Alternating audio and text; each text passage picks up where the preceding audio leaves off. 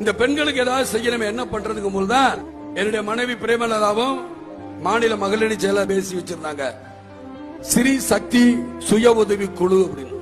அந்த ஸ்ரீ சக்தி சுய உதவி குழு பெண்களுக்கு உண்டான சுய உதவி குழுக்களை கொண்டு வரங்கும் போதுதான் நான் நினைச்சேன், என் சொந்த பணத்திலிருந்து அந்த சுய உதவி குழுக்கு பெண்கள் வாழ்க்கையின் முன்னேற்றத்துக்காக 50 லட்சம் ரூபாய் என் சொந்த பணத்திலிருந்து டெபாசிட் பண்றேன். இன்னைக்கு நான் பேருக்கு சொல்ல 50 லட்சம் ரூபாங்கனால இவங்களால யாருனாலையும் சொல்ல முடியாது, கொடுக்க முடியாது.